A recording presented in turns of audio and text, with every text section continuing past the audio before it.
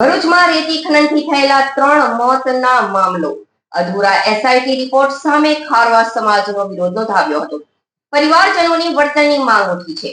રેતી ખનન કરનારા સામે કોઈ કાર્યવાહી નહીં કરાઈ હોવાના આક્ષેપો સાથે મૃતકના પરિવારજનોએ તેમને હજી સુધી વળતર પણ નથી મળ્યું હોવાના જણાવ્યું હતું। ભરૂચના સુકલતીર્થમાં ગેરકાયદેસર રેતી ખનનના કારણે થયેલા 3 લોકોના મોત મામલે સમસ્ત ખારવા હાંસોટ માછી સમાજે જિલ્લા કલેક્ટરને આવેદનપત્ર આપ્યું છે।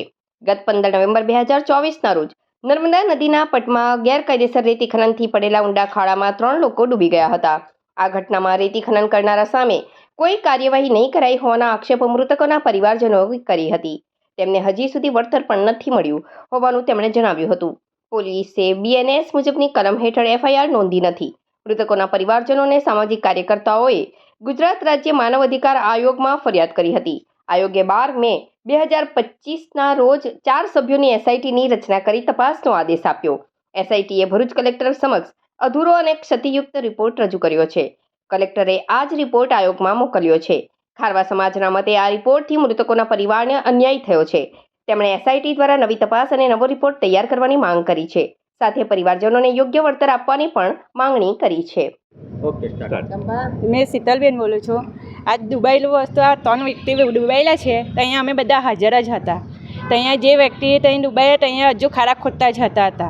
तहीं छतां पण आ जग्या दूर बतावी है। ए जग्या तो है ज नहीं जहीं डूबायेला तहीं।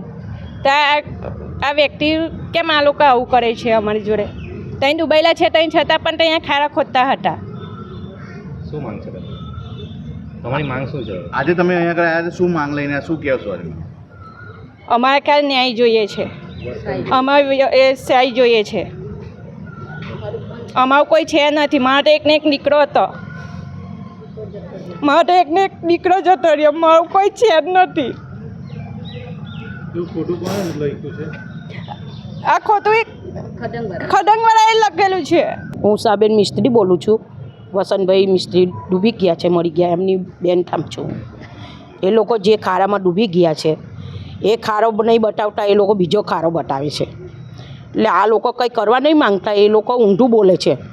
તો અમને સહાય તો જોઈએ કે નહીં? અમારે કોઈ છે નથી। અમારે આ 2 દીકરીઓ છે। 2 દીકરીઓનું શું કરવાનું? અમારે એમનું કોઈ કમાવવાનું નથી રહ્યું તો એમને શું કરવાનું? ઘેરમાં શું ઘટના બની હતી? એ લોકો ત્યાં પધરાવા ગયા છે। આ સરાવા ગયા। એમની મમ્મી ડૂબી ગયેલી હતી, મરી ગયેલા, તો એમનું સરાટ કરવા ગયા છે। ત્યાં એ લોકો છે તો પાણીનું ભરતી આવી ગઈ, એમને કંઈ ખબર નહીં પડી। તો પેલા છોકરો ડૂબી ગયો, એ લોકો 3 જણા સાથે જ ગયા, એટલે પાણીની ભરતીમાં એમને કંઈ ખબર પડી નહીં, એટલે એ લોકો અંદર ધસરી જ ગયા છે। રેતીના ખાડા કરે તો જ ખાડા પડે છે ને? એમને કોઈ ખાડા પડતા હશે? આખી જિંદગીની સુકલતીર્થની જાત્રા છે તો જરા અમથું પાણી હોય છે, એમાં આ ખાડા કઈથી આવી ગયા? તો એ લોકો બીજો ખારો બતાવે છે। ક્યાંથી બીજો ખારો આવી ગયો? આ લોકો ખાય સામે તો એ લોકો હજુ અમાર લાશો કરે તો એ લોકો હજુ ખાડા ખોદે જ છે। રૂબરૂમાં હતા અમારી ફોટા પણ છે એમના, ભલે જૂઠું બોલતા હોય તો એ લોકો। અમને સહાય જોઈએ બસ। અમારી 2 દીકરીઓનું થાય એવું, અમને બીજું કંઈ જોતું નથી। અમે કંઈ માંગતા નથી। એમનું કોણ પૂરું કરે? એ લોકો કશું કહેવા નહીં માંગતા। એટલે આ કંઈ પૈસાથી કામ ચાલતું હશે એ તો જ આ થતું હશે, બરાબર છે? હા, રાજકારણ આમાં કંઈ કામ જ છે બધું।